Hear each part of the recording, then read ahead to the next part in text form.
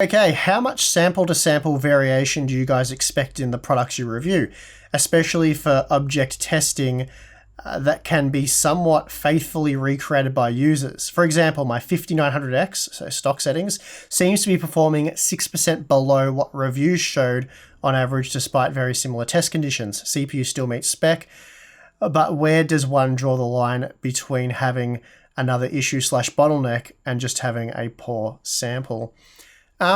Sample to sample variation, I've seen like virtually none when using like a CPU, say a 5900X, and I buy another one for a friend 4 months later and give it a test out on the same motherboard with the same BIOS.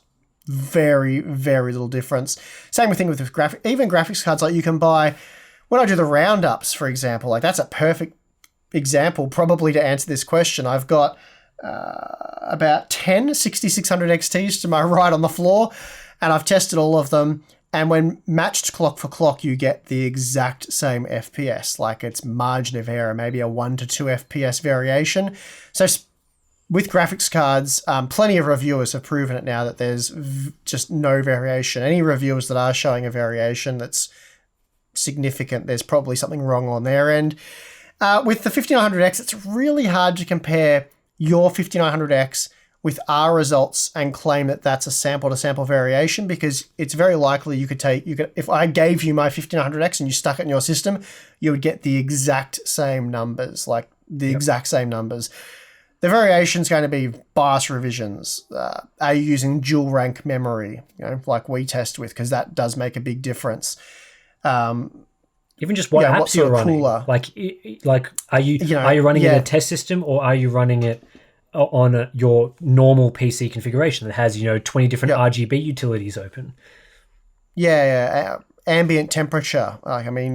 There's got to be quite a significant difference there to make the sort of differences you're talking about. But maybe it's a hotter room. Maybe the memory timings, the tertiary timings aren't as tight. You add all these things together, and that can quite comfortably get you to 6%, which really is a very, very minor difference when we're talking about, frame rate differences and things like that. It's a couple of frames at most, generally speaking, within, if you're not talking about hundreds upon hundreds upon hundreds of frames per second. So I think sample to sample variation, not something you should really worry about for the most part. Yeah, I think the most sample to sample variation of any of the products that we test is probably on the laptop side. You would have seen in my... What about monitor colors and stuff like that? I'll talk about monitors in a moment, because there is a bit of variation there as well. I think with the laptops, you would have seen in our reviews that we don't test the individual laptop models anymore. I think it's more effective and more valuable information to more generically test the CPUs, because that covers you for a wider range of products.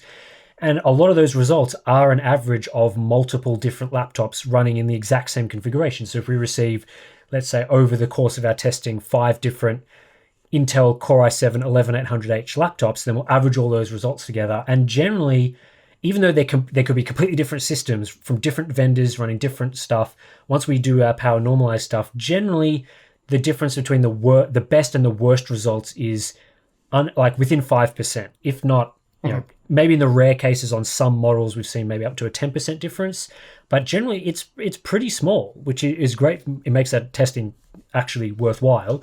Obviously, then the laptops can run all their OEM stuff that will change the power limits and do whatever.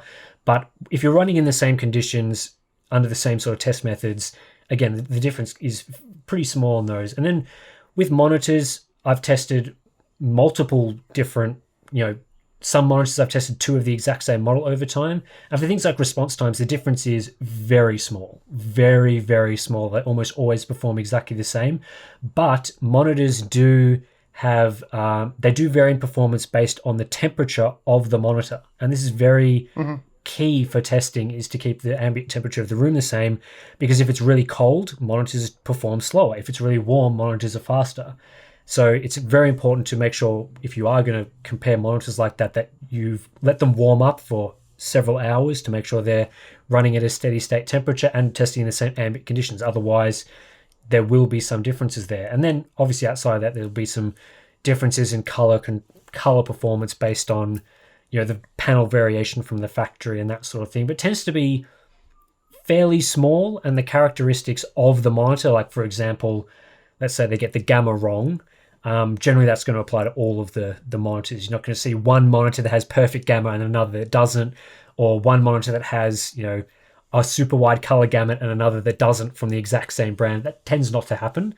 So generally what we show in the reviews will be pretty close to what you'll get, which is good, because that means that the variation is low and you get accurate numbers.